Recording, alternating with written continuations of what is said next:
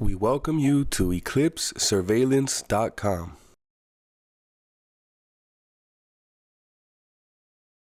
Today I'm going to show you how to interconnect a basic configuration of our new video intercom systems. Let's start by taking a brief look at some of the components we will need for this setup. We have our distribution hub, an outdoor doorbell camera, an indoor monitoring station. We have a surface mount bracket for our doorbell camera. We have a mounting bracket for our indoor monitoring station, as well as included mounting hardware. Here we have our power and data distribution hub. This little guy serves as the main point of communication between our peripherals. Our exterior doorbell cameras, as well as any indoor monitoring stations that will be part of this system, will have to be directly wired to this hub. Here we have our screw-down terminals where we connect our 12-volt power supply. Now please keep in mind that the power source for these devices is in fact DC, so it is crucial that you make sure to observe correct polarity when making these connections. Here we have our RJ45 connection for connecting the intercom system to your local network. We also have a reset button that can be used to help with troubleshooting if any problems arise. This hub supports up to 4 devices, 1 on each channel, and we will be occupying channels 1 and 2 shortly with our monitoring station and doorbell camera.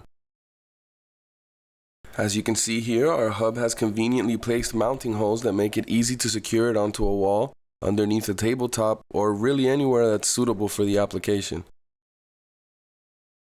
This is one of our doorbell cameras. This unit in particular is very durable and will hold up to several years if not decades of use.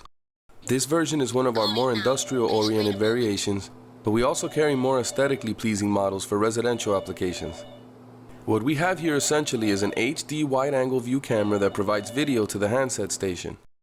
It also has built-in infrared LEDs that allow it to see at night, as well as a speaker and microphone to allow two-way communication with the indoor handset station. Pressing the call button will cause the indoor station to ring, where the user can choose to deny or grant access while viewing the video feed from the doorbell camera. This system has direct connections for electronic locking mechanisms that allow you to grant access to your secure location from your mobile device anywhere at any time. Next, we have the indoor viewing station. This is where users will spend the majority of their time. The monitor consists of a capacitive touchscreen as well as soft touch quick access buttons along the frame. From here, users can respond to call requests initiated at the doorbell camera. As soon as the call button is pressed on the doorbell, the video feed shows up on screen along with controls to accept the call, hang up, or even go ahead and grant access immediately. As I mentioned earlier, we need to wire our viewing station as well as our doorbell camera directly to our distribution hub. We'll start by locating the terminals that correspond to channel 1, which is where we want to connect our first device. We start off by turning the screw terminals counterclockwise in order to make sure our terminals are open. I'm using standard 18-gauge stranded 2-conductor wire for this example. For distances this short, virtually any cable will suffice, but please make sure to use appropriately thick gauge wire and use shielding where applicable to ensure an installation free of audio interference. I'll go ahead and take my leads here and insert them into our desired terminals. Make sure you give your terminals a good tightening. It's always a good idea to give your wires a light tug to ensure the terminals have a solid grip on your connection. Now that we have our monitor station wired up, let's go ahead and get our doorbell camera connected as well. All I'm doing here is repeating the same steps, but this time I'm occupying the terminals that correspond to channel 2 since our monitor station is already using channel 1. Now keep in mind that it doesn't matter which device lands on channel 1 or on channel 2. As long as each device is connected to an available channel, the system will recognize and begin utilizing peripherals as they are added. Now that we have our camera and monitor connected, we're ready to connect our power supply to the hub.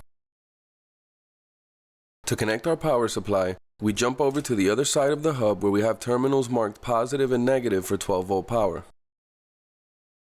I just want to remind you one more time that getting the polarity wrong on this connection can cause damage to one or more system components, so please be extra careful in ensuring the appropriate wires end up on the correct terminals. Again, we want to make sure our terminals are nice and secure, and then we are ready to move on to the connections behind the peripherals themselves. Here we have our doorbell camera. As you can see, there are several terminals back here, and we will cover these in depth in later videos, but for this example, we only need to concern ourselves with the terminals labeled 2-wire. These terminals are a little different from the screw-down type we have on our hub. These are the push-down type, so as you'll see here in a second, I'll go ahead and use my screwdriver to push these terminals down, and you want to make sure you get as much of the wire in there as you can to ensure a good connection. The terminals have a firm grip on our wires. We're ready for our next step. This is the back of our monitoring station.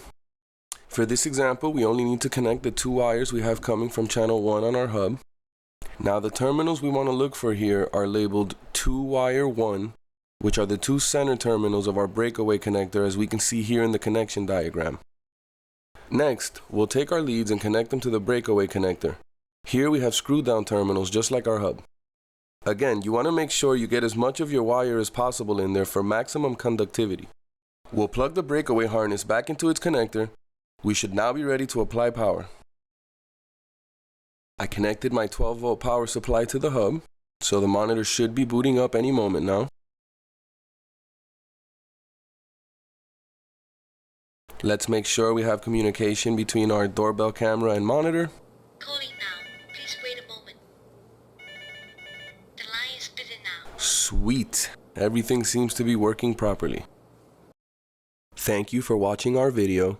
We hope you'll subscribe to our YouTube channel, where you'll find the latest information on our security products, demos, and our tutorials.